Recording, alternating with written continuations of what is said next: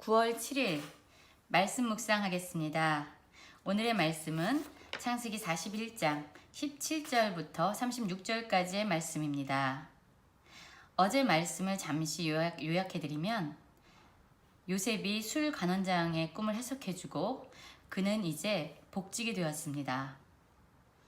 요셉은 그 상황에서 벗어나기 위해서 술 간원장에게 자신을 기억해주고 자신의 사정을 바로에게 말해주어서 이 감옥으로부터 나를 구원해달라 라고 요청했습니다.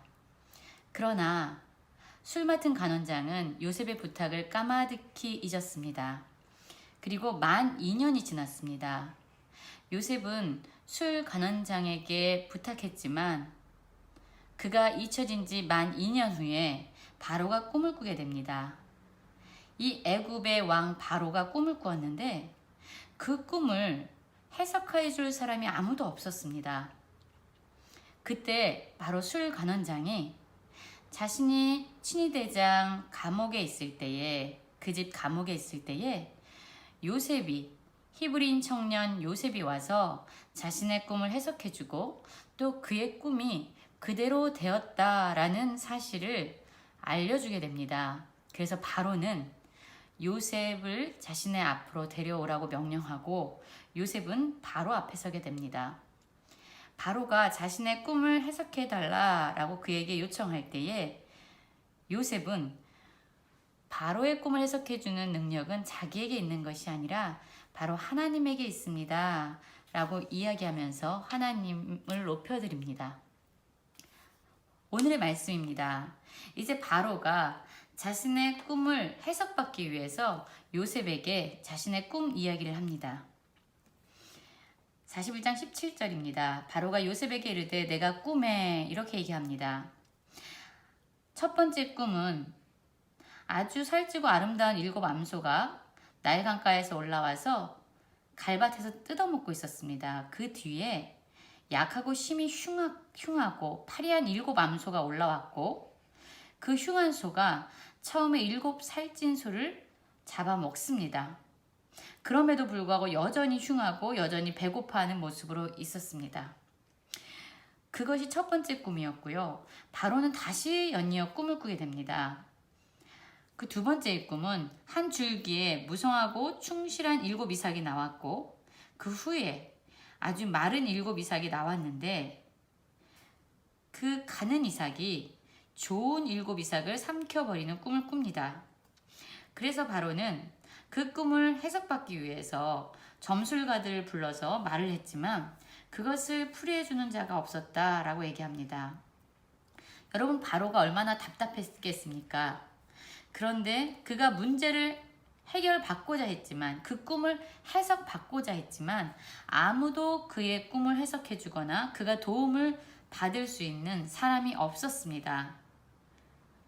바로 그때 하나님께서는 술 간원장에게 요셉을 기억하게 하셔서 바로 요셉이 애굽의 가장 높은 왕인 바로 앞에 설 수 있었던 것입니다. 요셉은 바로의 이야기를 듣고 이제 꿈을 해석합니다. 25절을 보면 이렇게 나오죠. 요셉이 바로에게 아뢰되 바로의 꿈은 하나라 하나님이 그가 하실 일을 바로에게 보이심이니이다 이렇게 얘기합니다.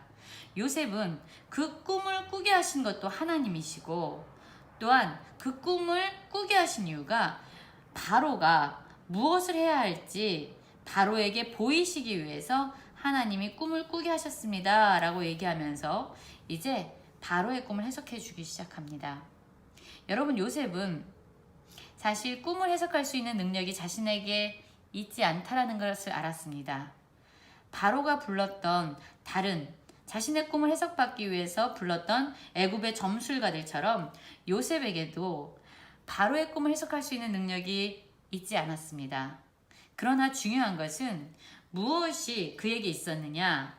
바로 이 꿈을 꾸게 하시고 이 꿈을 이루시고 이 꿈을 해석하실 수 있는 하나님이 바로 요셉과 함께 하셨다라는 것이 중요합니다.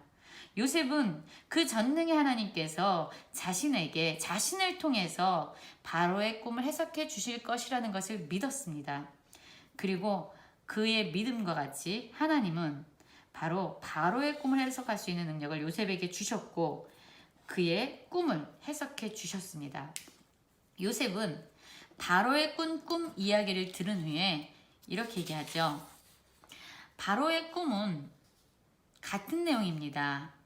바로께서 2번 꿈을 겹쳐 꾸신 것은 하나님이 이 일을 정하셨다라고 얘기합니다.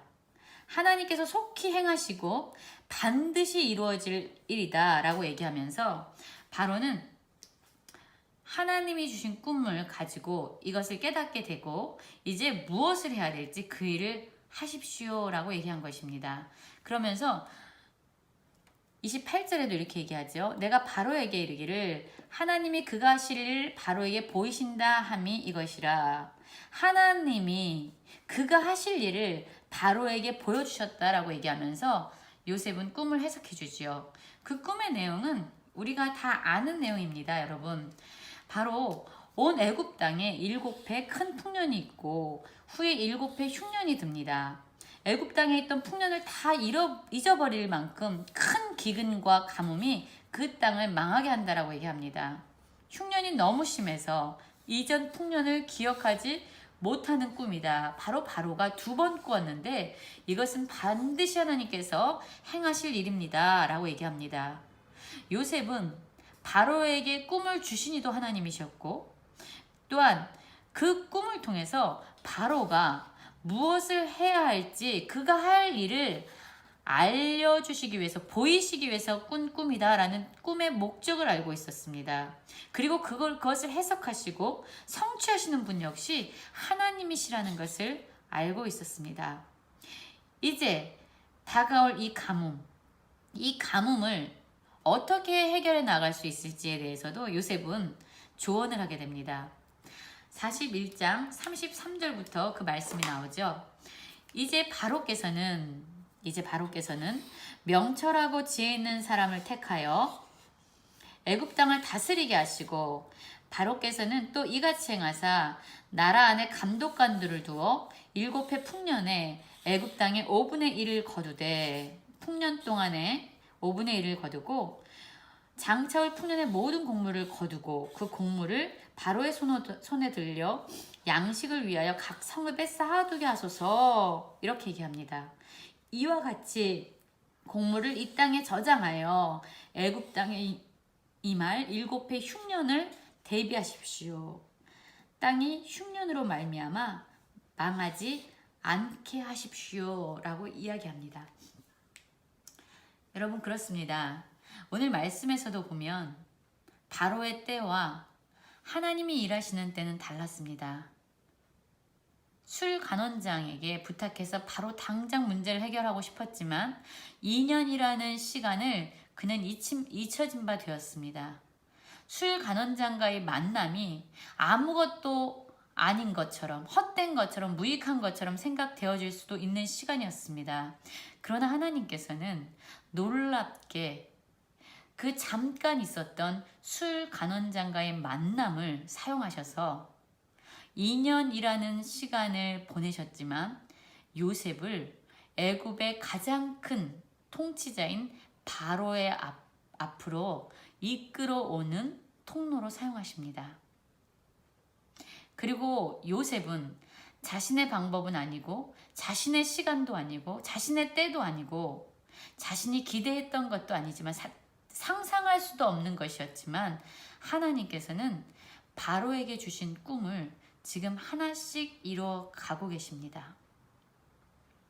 요셉이 또한 위대한 것은 바로 그 꿈의 해석이 자기에게 있습니다. 내 능력입니다. 라고 얘기하지 않고 그 꿈을 주신 분, 그 꿈을 해석하시는 분, 그 꿈을 주신 목적, 하나님의 그 전능하심, 그 또한 꿈을 성취하실 분은 하나님이시라는 하나님의 주권에 대한 철저한 생각이 그의 마음 안에 있었습니다. 그리고 오늘 바로 앞에서도 그것을 자신 있게 고백하고 있습니다. 여러분 저는 오늘 이렇게 바로 앞에 서서 이제 하나님께서 요셉에게 주신 그 꿈을 하나씩 성취해 가시는 이러한 과정을 보면서 이런 생각이 듭니다. 우리 자신의 뜻이 이루어지지 않을 때 우리가 감사할 수 있어야겠다라는 생각을 합니다. 왜냐하면 바로 그때는 하나님의 꿈이, 하나님의 뜻이 이루어지는 때이기 때문입니다. 우리의 시간에 우리의 원함이 이루어지지 않는다고 해도 우리는 기뻐해야 합니다. 왜냐하면 하나님의 때에 가장 선한 방법으로 우리를 향한 하나님의 계획이 성취되어질 것입니다. 여러분, 요셉이 바로 앞에 섰습니다. 그리고 그가 자신 있게 하나님의 이름을 높이고 하나님께서 바로를 향해서 가지고 계신 목적과 그가 행할 일을 담대하게 선포하고 있습니다. 우리에게도 이러한 요셉의 믿음과 담대함이 있기를 원합니다. 우리가 누구 앞에서든 하나님의 이름을 높이고 또한 우리의 입술에 붙여주신 하나님의 말씀을 선포할 수 있는, 그래서 모든 자들이 하나님의 말씀으로 말미암아 복을 얻는 그런 축복의 통로로 우리 모든 성도님들이 세워지기를 간절히 기도합니다.